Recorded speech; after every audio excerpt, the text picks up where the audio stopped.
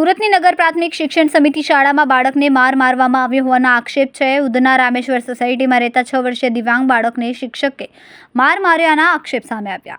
ભાટેના ભારતનગર ખાતે આવેલ ખુદીરામ બોઝ નામની નગર પ્રાથમિક શિક્ષણ સમિતિની શાળામાં વિદ્યાર્થીને માર માર્યો।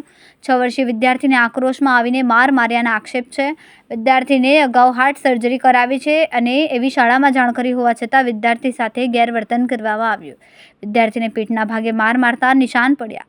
સમગ્ર મામલે શાળાના આચાર્ય અને વાલીએ વાત કરતા ઉડાવ જવાબ આપ્યા। વિદ્યાર્થીને સારવાર માટે સિવિલ હોસ્પિટલ ખસેડવામાં આવ્યો। दक्षा यतीन कुमार पेपरवाला। अपना बाळक સાથે શું ઘટના બની છે? મારા બાળક સાથે પાઠેના શાળા ક્રમાંક 42 ખુદીરામ બોઝ ભારતનગર એ સ્કૂલમાં મારો બાળક ભણે છે બાળવાટિકામાં।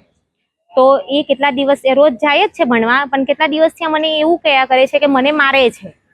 તો અમે એની વાત પર વિશ્વાસ નથી કરતા। અમને એવું છે કે એને સ્કૂલે ના જવું હશે, પણ અમે જ્યારે એડમિશન લીધું હતું ને તે ટાઈમે અમે ટીચરોને પ્રિન્સિપલને જાણ કરી હતી કે મારું બાળક થોડુંક ઓછું સમજે છે, બરાબર બોલતું નથી, એ ઓપન હાર્ટ સર્જરી વાળો છે, એને આગળ ખેંચ તણાવ આવી ગયું હતું, થોડુંક માઇન્ડ ડેવલપ એનું ધીમું છે।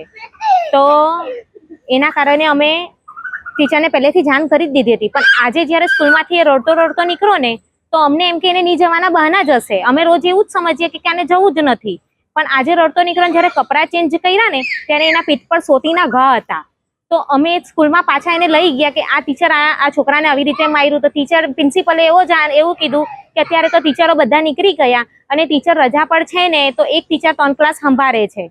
આવું કારણ જણાવ્યું અમને, તમે કાલે આવજો, ટીચર આવે ત્યારે। તમારા